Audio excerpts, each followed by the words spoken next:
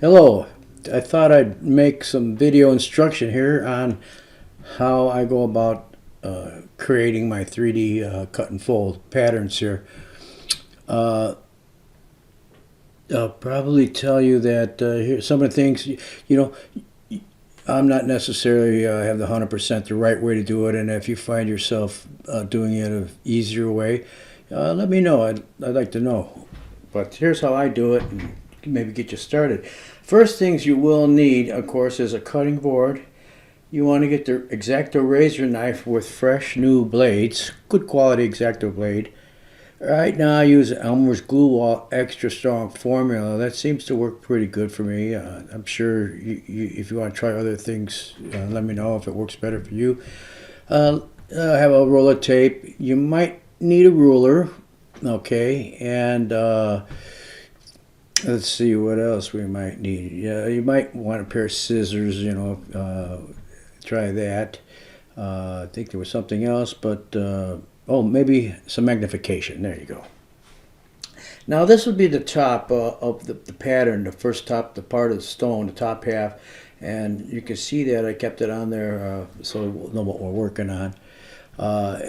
Hey, look at the pattern over a little bit, and these are the facets. And to make things easier for you, I drew some arrows where you're going to cut.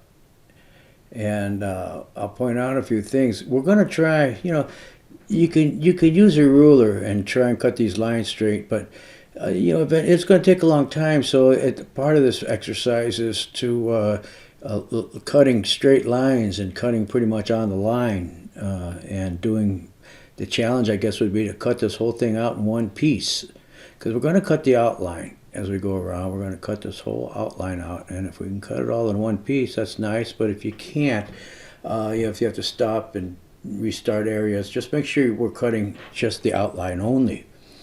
Now, a couple things about this is I want to show you. There's some tight cuts, and your knife has to be sharp and everything. Right here, an example, you're going to see a lot of these type of cuts where you have to go in deep.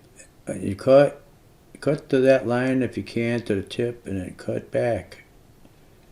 And you'll see them on the inside, some of them, because these are going to be areas where it's going to, when we start shaping it, that they're going to fold it and everything, and it's going to tighten up everything and fall into place, because if you don't cut these out, it won't fold in. So here would be one, for example. Just cut it around like this way, and you develop your own style and cut this little section out here. You got to cut that and keep going. Here, then there, and then eventually you're out of that thing. Okay. So I did point out, I tried to point out, if you see that arrow, that's what. Pay attention to that. Now again, you don't have to do things my way. If you want to color the pattern before you start, for your fun or whatever, go ahead, but don't use crayons or anything like waxy, because we're going to be gluing this together, so we don't want to have sticky stuff, waxy stuff where the glue won't stick.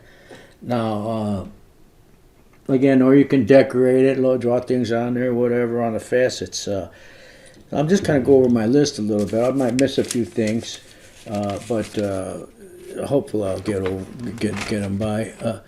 Now, when you do this, if it seems like it seems when you start folding it, things aren't flush or lining up, that all depends on how well you cut your lines, your curves, these lines, I mean.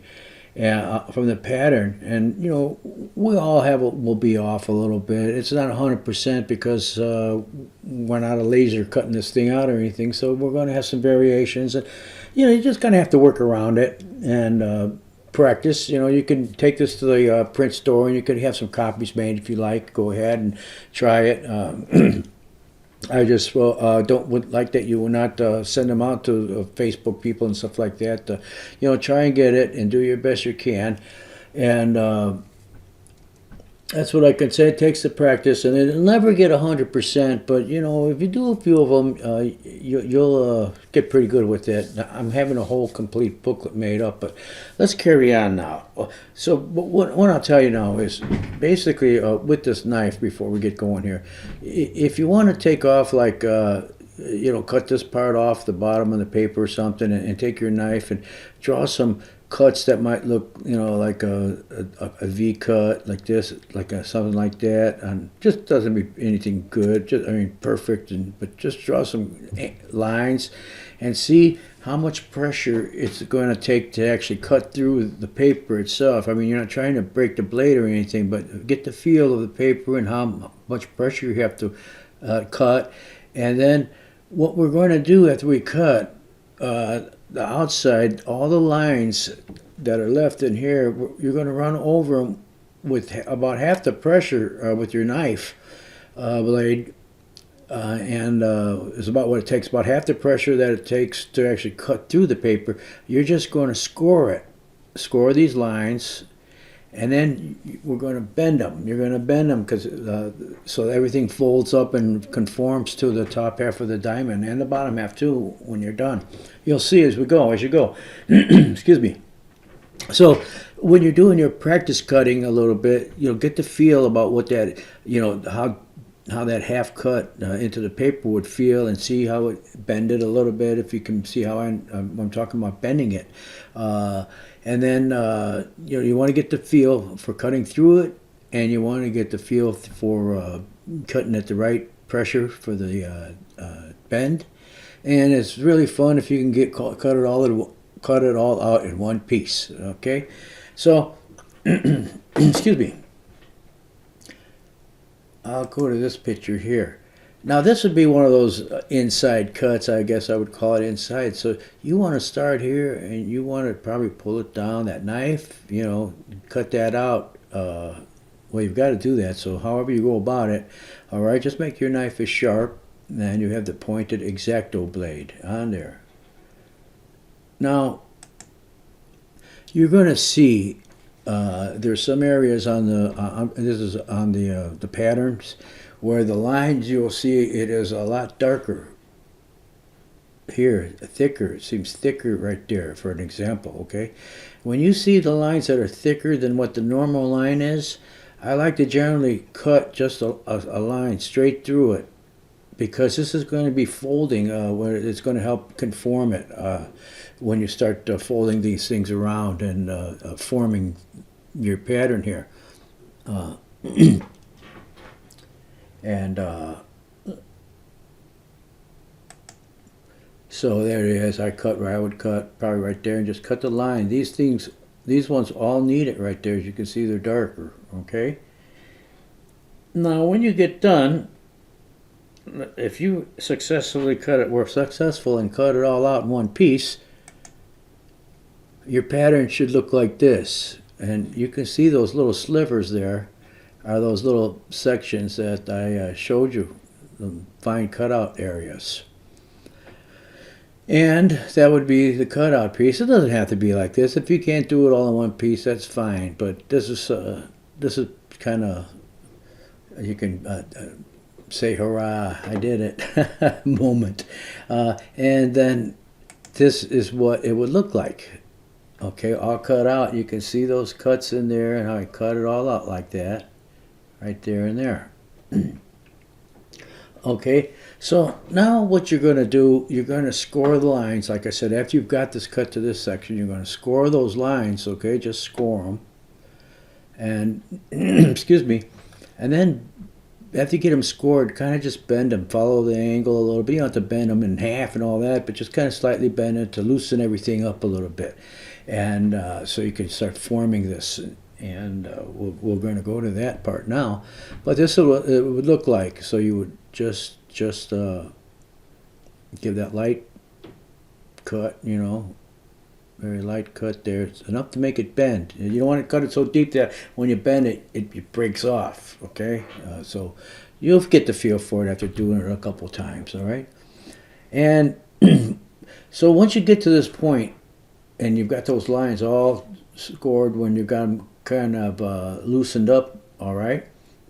Then flip it over, and you're going to flip it over, and you're going to just try and like go with a couple of the lines. Try and probably I would start like this way and bend it up. This is flipped over, but you'd bend it up and just try and form it a little bit and get it in its basic shape like that. Okay, work around it. Take your time. It doesn't have to fit perfect or anything at this point. You just want to get it so it's nice and kind of loosened up because we're going to start gluing it now. Now the way that I glue it, you could try my way first, and if you eventually find something, I haven't tried this the stick glue too much. I don't think that'll work too much, but if you got something that works better, let me know. Rubber cement, I haven't tried that. I don't know, but kind of would like something that dries rather quickly. The some of the instant super glues, if you get too much on there, everything gets sticky or it might not hold together right. So you could try those glues and just something. If you have two people to help you, like when you could hold it and they could apply the glue and things like that, or you're very dexterable with your hands, so you can manipulate it and let it dry as you're working. It's a little bit challenging, but you can do it. Okay, so. Let me see what I've got here for a second. Oh, this was the back side, okay, the bottom that I cut out.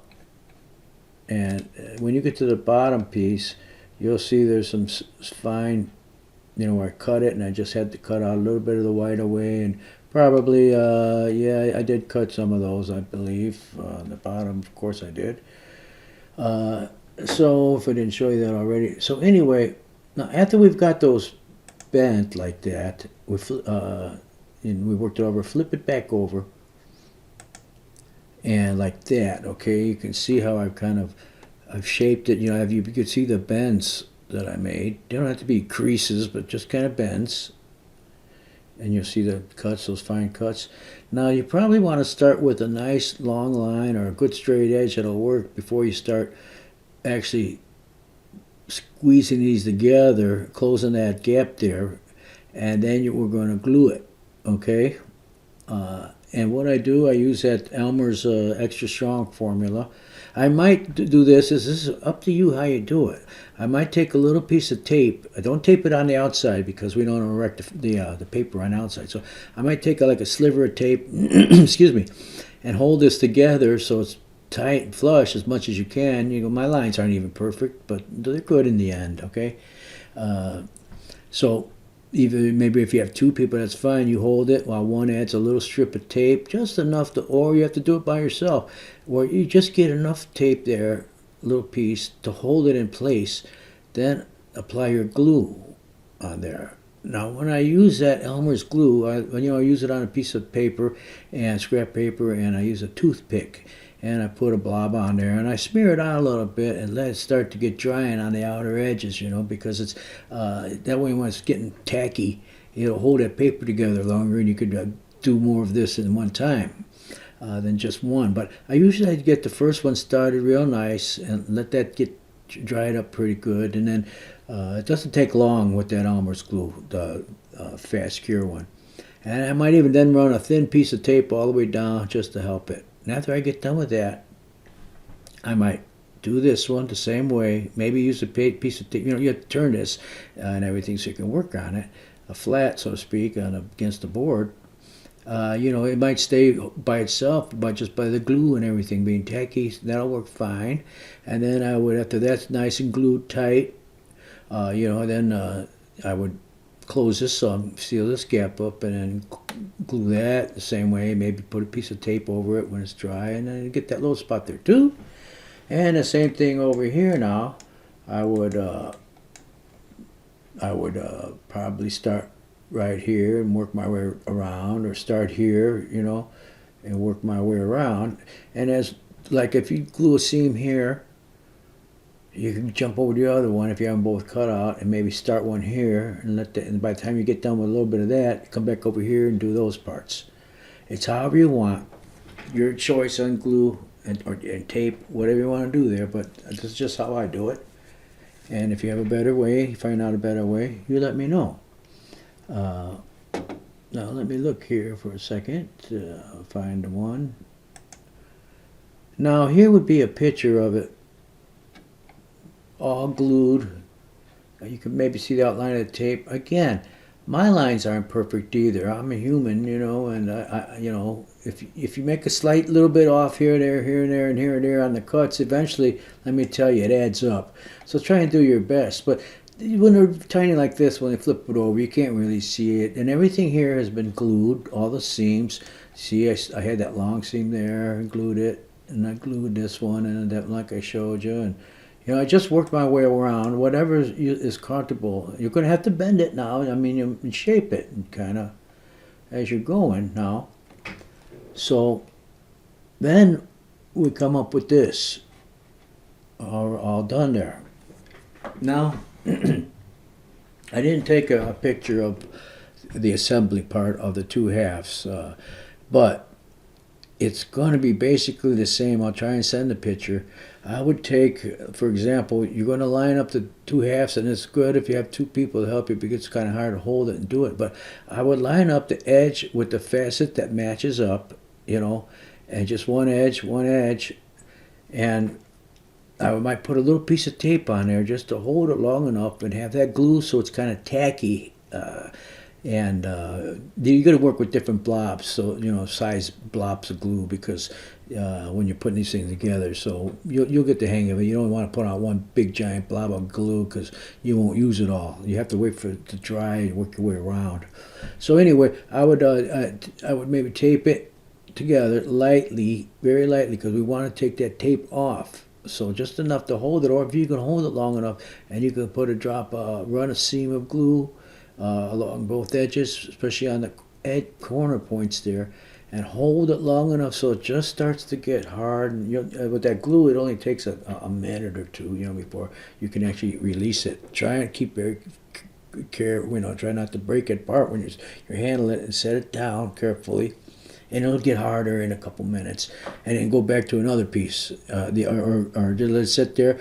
I'm sorry, and it gets hard. That first seam, you can even sometimes get two edges at one time on the first one, and make sure you got the nice glue on the corner sections there, and everything's lined up fairly good, and it's all tight. You might have to, if one edge is not lined up quite right, it's sunken in a little bit, you might have to take your razor knife and go in between the seam and pop it out a little bit so you get it to line up, and you'll see. Do your best. That will line up and everything. And when you get it all done, if you get this done, you might even find that, hey, it's getting dry, and while you're working, it's like, maybe I'll go over to this and try it over here a little bit, and then you get that part, and you come back over here because this is dry, and let that dry now, and you come back, work your way around, So play it by ear, as they say, and look to it, just some options, and do it however you like. And when you get done, that's what you'll have, okay?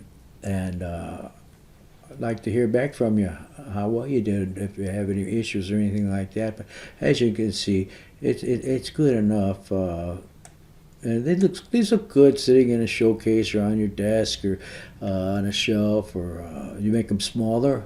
I'm going to make some other things where you can make some rings that a smaller diamond that you make go into it, things like that for fun. But anyway, thanks, and good luck with everything. Do your best that you can.